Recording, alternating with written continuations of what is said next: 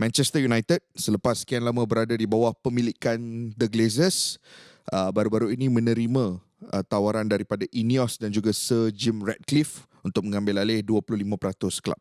Dan 25% tu nampak sikit, tapi secara asasnya Sir Jim Ratcliffe akan take over football operations. Benda pertama yang dia dah buat, lantik Omar Berrada daripada Manchester City sebagai club CEO. Dan baru-baru ini kita dapat pengesahan daripada FA juga bahawa takeover itu telah diluluskan secara rasmi. Dan yang seterusnya pula sekarang ni kita tengah dengar dengan rancak bahawa Man United mahu membawa masuk Dan Ashworth. Petang tadi David Ornstein dah post artikel dah bahawa Dan Ashworth yang merupakan sporting director Newcastle dah pun bagi tahu Newcastle yang niat dia yang akan ada tawaran daripada Man United dan mungkin dia nak pergi. Maknanya di UK ni there is only one United lah. Rasanya macam tu lah kan. Saya tak mahu anda dipanggil ke rancangan hari Selasa malam. Nanti Burn triggered, Burn panggil. Tak apa. Tapi so aku nak kita start dengan membicarakan Dan Ashworth ni. Sebelum we get to Ineos dan masa depan Man United. Apa pandangan hang tentang United's pursuit of Dan Ashworth ni? Jadi macam ni 11 tahun, masuk tahun ke-11. United kering kontang dengan kejuaraan Liga. Bila masuk tahun ke-11 ni, dia dah memasuki aku kata tu the 5 state of grievance tu dia dah complete dah. Sekarang ni peminat-peminat Manchester United sudah pun melepasi tahap acceptance tu dah kelima-lima dah mereka dah rasa. Jadi maka walaupun kita masih lagi di bulan Februari, musim ini aku rasa peminat-peminat Manchester United secara kolektif bersetuju yang mereka tidak akan memenangi Liga pada musim ini. Agak jauh kan. Top 4 mungkin dengan form yang ada apa semua. Kenapa dia sampai ke 5 stage tu dan melepasi 5 stage tu adalah kepincangan di bahagian eksekutif klub, iaitu operasi pengendalian klub ni, apa yang sebut sebagai football operations tadi ni. Kenapa terjadi begitu? Kerana adanya orang-orang yang sangat incompetent berada di bahagian tersebut. Ia pun telah dibuktikan. Manchester United telah pun membawa masuk Louis van Gaal, Jose Mourinho, selepas itu Ole Gunnar Solskjaer, dan untuk seketika Ralf Rangnick. Ini nama-nama besar dalam bola sepak dunia. Mungkin tak Oli lah dalam pengurusan, tetapi yang lagi 3 tu hang boleh lihat sebagai the main man in Europe, in European football kan. Pun tak boleh. Itu menunjukkan bahawa deeper than that,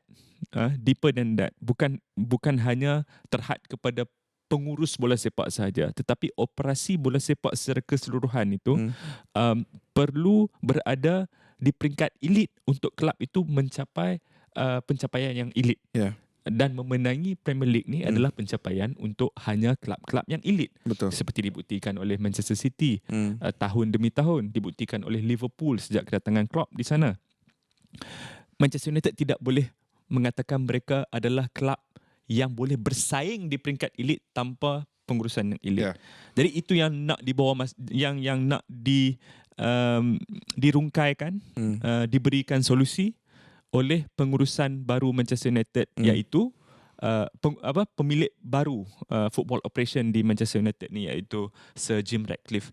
Dan kita dah tengok minggu lepas Omar Berrada, track record dia proven, masih lagi in his 40s bahkan. agak muda untuk jawatan-jawatan yang macam tu. Dan sekarang ni Dan Ashworth ni aku rasa the notable work of the past adalah ketika beliau di Brighton sebelum ini, di mana ada pandangan-pandangan yang typically kita dengar daripada orang, macam mana dia orang boleh dapatkan pemain-pemain macam Kaoru Mitoma, pemain-pemain macam Moises Caicedo, pemain-pemain yang sekarang ni masih ada di sana, macam Evan Ferguson dia bawa masuk ke akademi. Buonanotte. Kan daripada mana ni? Ini bukan pemain-pemain yang bintang daripada akademi terbesar di Eropah, tak. Tetapi dia boleh mencari, dia boleh ada scouting network yang cari, dia boleh operate satu database yang besar untuk mendapatkan hasil yang baik supaya kelab ini dilihat sebagai mempunyai pengurusan yang elit. untuk memenangi piala-piala yang elit. Jadi itu adalah bagi aku pemikiran terbesar di sebalik United pricing away All this Dan talent. Ashworth daripada Newcastle United ni. Dia macam ni ya. Aku tak nak bazir too much time in talking about kenapa struktur-struktur seperti ini sangat penting buat Man United. Yeah. Itu panjang kalau kita nak ni. Panjang dan juga sebab dah banyak kali, banyak episod Bola Itu Live yang kita dah deep dive untuk explore kenapa Man United takkan boleh compete secara serius on a consistent basis tanpa memiliki struktur yang progresif. Sejak pemergian ataupun sejak Sir Alex Ferguson meninggalkan pasukan Dan juga David Gill, mereka meninggalkan pasukan dengan struktur yang sangat old school. Struktur di mana ketua jurulatih melakukan segalanya. Ketua jurulatih bertanggungjawab untuk A to Z. Macam zaman Arsene Wenger di Arsenal juga.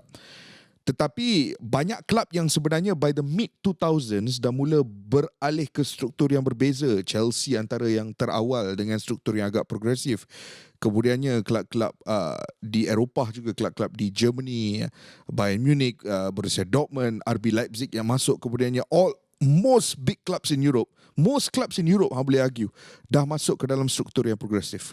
Tetapi Man United buat sekian lama di bawah pemilikan Glazer tidak mengambil inisiatif untuk melakukan evolusi yang progresif terhadap football operations yang berlangsung di Man United. So sekarang masuk Ineos, masuk Sir Jim Ratcliffe, dan masuk beberapa individu yang berkaitan dengan Ineos macam Sir Dave Brailsford. Mereka semua ni individu-individu yang pernah terlibat dalam pemilikan kelab Nice di France, pernah terlibat dalam aspek bola sepak macam Sir Dave pernah berada di English FA bersama dengan Dan Ashworth juga. Ada seorang French tu, Jean-Claude yang pernah bekerja bersama Juventus suatu ketika dahulu. So there's a lot of football minds in there. And bila hang tengok cara mereka melakukan reboot kepada Man United ni, hang dah boleh tahu ini bukan angan-angan mat jenin. Ini bukan perubahan yang dilakukan for the sake of changing. That means masuk kelab, tukarlah sikit. Macam Glazer selama ni buang Ed Woodward, bawa masuk Richard Arnold. Tapi tukar personnel je. Struktur tu tak tukar pun. Yang masalah struktur tu. Tapi Ineos are dealing with the structural problems. Benda pertama yang dia masuk, and benda yang aku paling suka pasal Omar berada was just how quiet it was. Tak ada siapa tahu apa benda. Faiz, bila kali terakhir Man United buat apa-apa signing atau pelantikan yang sehari sebelum benda tu diumumkan, tak ada siapa pun borak pasal benda tu. Aku tak ingat. Man United ni dah ada budaya yang mana berita-berita seringkali akan leak ke press. Tak kisahlah signing ke, pelantikan apa ke. Dulu John Murtagh, Darren Fletcher punya pelantikan tu lama kita dah baca dah. Rumours tu. Tapi Omar berada ni rumours tak ada apa yang keluar. Tiba-tiba the signing was made. And I love that. Sehingga dia menimbulkan kemarahan Pep. Kemarahan. Dan apa yang aku suka juga adalah bahawa inisiatif daripada Ineos adalah dia tak nak lantik sporting director, dia tak nak lantik benda-benda lain tu terlebih dahulu sebelum hang lantik CEO. Again, mereka prioritize the structure. Because at the end of the day, siapa-siapa sporting director ke apa, you will always report to the CEO.